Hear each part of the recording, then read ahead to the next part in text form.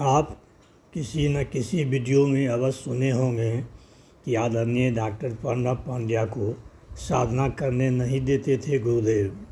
बार बार साधना छुड़वा कर आदरणीय डॉक्टर साहब को किसी न किसी काम में लगा देते थे।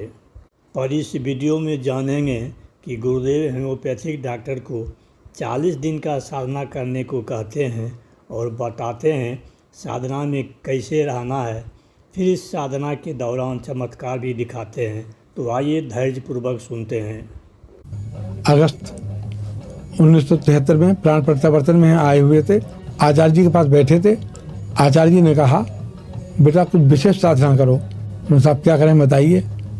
बोले 1.25 लाख का अनुष्ठान कर लो, 40 दिन तक सिले हुए वस्त्र मत पहनना, 40 दिन तक अन्न मत खाना, केवल दूध और फल लेना, 40 दिन तक किसी को देखना मत, 40 दिन तक तुम्हें कोई नहीं देखेगा, 40 दिन तक मौन रखोगे। मैंने कहा गुरुदेव दवाखाने पे मरीज आएंगे, उन्हें मैं कैसे देखूंगा, क्या होगा। ये घटना बिस्वा सीतापुर की है। मैं सीतापुर आ गया था तब की घटना है। गुरुदेव ने कहा कि तुम साधना करो, बाकी मैं सब संभाल लूँगा। कुछ आवश्यक उन्होंने निर्देश दिए। उन निर्देश के अनुसार मैंने वो साधना बिस्वा में आकर शुरू कर दी।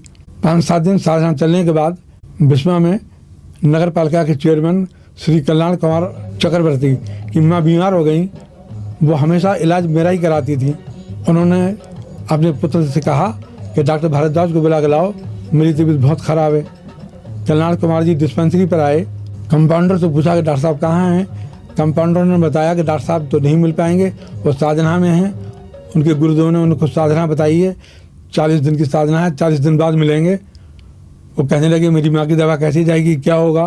बोला आप हमें हाल बता दीजिए, हम दवा दे देंगे। वो दवा बोले हम नहीं लेंगे, हम तो डॉक्टर साहब को ही दिखाएंगे। बोले डॉक्टर साहब तो मिल नहीं पाएंगे।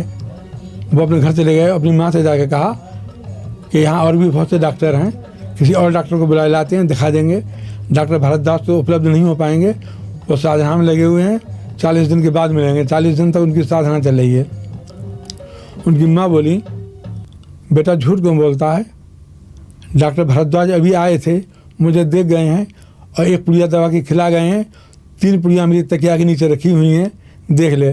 कल्याण कुमार चक्रवर्ती दौड़ते हुए डिस्पेंसरी पर आए और कंपाउंडर से बोले तो हम तो झूठ बोल कर बहका दिया, डॉक्टर साहब हमारे घर गए थे, हमारी माँ को देख कर चले आए हैं, दवा भी दे आए हैं। कंपाउंडर बोला मैं तो यही बैठा हुआ हूँ, डॉक्टर साहब निकले ही नहीं है बाहर।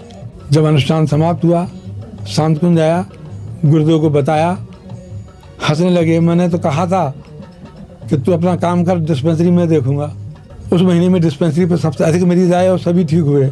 तो ये सब क्या कहें इसको, इस रहस्य को समझ में नहीं आता। बस यही समझ में आता है कि पूज्य गुरुदेव साक्षात ईश्वर थे।